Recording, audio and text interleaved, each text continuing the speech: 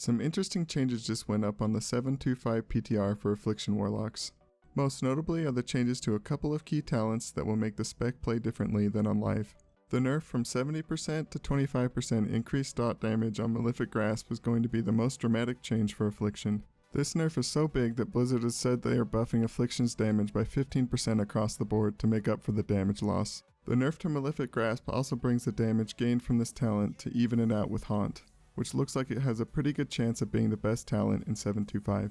Haunt is a 30% damage buff with about a 50% uptime. Compare that to Malefic Grasp's 25% damage buff with around a 35% to 40% uptime.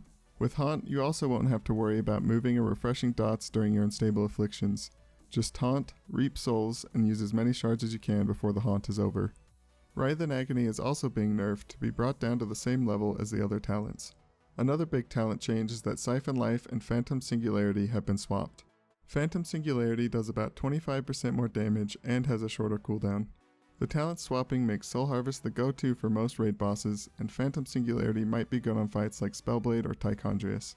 It may even be worth taking over Sow the Seeds in Mythic Plus because it gains you boss damage, and I find that I don't seed spam that much in Mythic Plus, but that is due to how strong UA Malefic Grasp is right now. In the 100 row, Soul Effigy was removed, and there is now a new talent, Death's Embrace.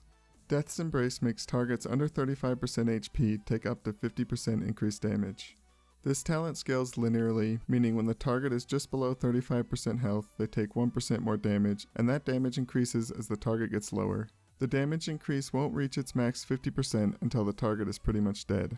Death's Embrace has a lot of promise for progression, where usually the most important part of the encounter is at the end. Fury Warriors and Surrender to Madness are recent examples of ramping Execute being huge for bosses like Star Augur, which was near impossible without a stacked Execute comp for the first few weeks.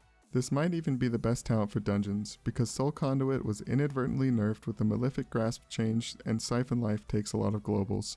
The other change in the 100 talent row was Siphon Life being swapped down. To make it fit into its new row, it does about 50% more damage. Depending on where the balancing ends up, Siphon Life would be taken on any fight that doesn't require a huge execute. The last new thing for Affliction on PTR right now was the change to the new tier sets. The 2-piece makes Corruption give shards, but because the proc is RPPM, you most likely won't get shards from multiple corruptions. The 4-piece has a chance to give haste when spending a shard, which means even more damage during unstable affliction. 725 has been exciting for Warlocks. It's nice to see that Blizzard isn't afraid of making huge class changes mid-expansion to make the game more enjoyable.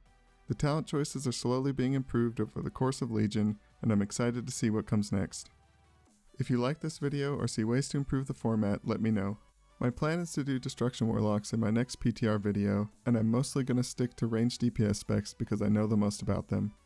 I hope this video helped you prepare for 725, and thank you for watching.